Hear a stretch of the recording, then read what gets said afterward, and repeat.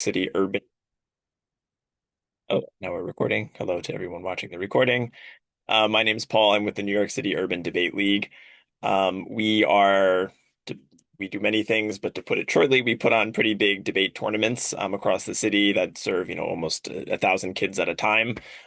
So I think like all nonprofits, for us, one of the most important things that we track is data, and we try to we're tracking like growth in the amount of students that we serve in between different debate tournaments across all of our different programs. So, data is kind of important for, as you all know, for fundraising, for just increasing the effectiveness of the programs themselves. So I think I'm just going to share a positive experience I had with AI in terms of data. We do have a data person on staff. That person is not me.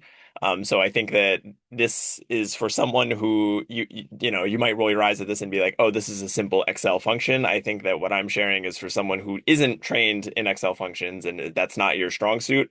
I think AI can be a way to be able to do somewhat complex, even if this isn't complex. I think AI can be a way to access it without having that background.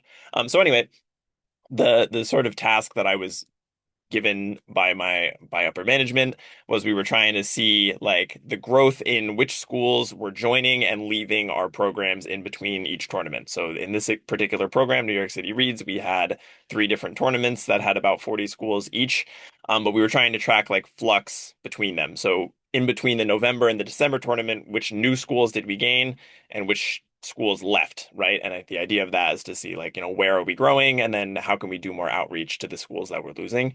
So what I did was I went into this is tabroom.com. Most of you probably never seen this, but this is like what most debate tournaments are run on is on this platform, Tabroom. So I went to the school list within our tournaments and then I just pulled them and I downloaded them as an Excel file. And I went and I did that for three different tournaments. And then I went into ChatGPT and the question that I posed and I saved the prompt. So the prompt was I sort of prepped it. I mean, I don't know if this is the best, most efficient way to use AI, but I asked it. I sort of prepared for what I was about to do, and I said, I'm going to attach three lists of schools that attended our debate tournaments. Can you tell me which schools joined and left between each tournament? And then also count the number of unique schools across all three.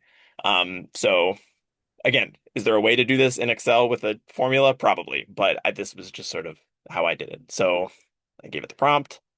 And then I uh, had the three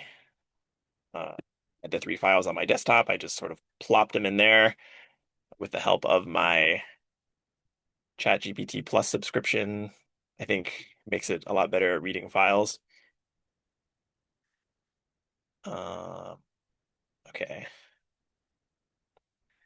I don't know if I won't make you sit here and watch it think, but this is sort of what it came up with in the other window, which was I got a pretty good list of. It was a pretty like, extensive. It told me which schools joined in between each of the three tournaments, so there were three in total. And I got a good idea of who joined and left in between each one. And so what that then allowed me to do is I could do outreach for the schools that we lost. I could, it just gave our management a sense of where we were doing well and where we were finding success.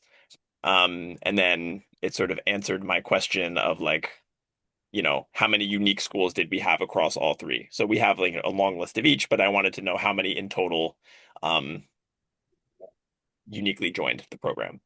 So this is just an example. I think this is for coming from the perspective of someone who does not have great Excel skills.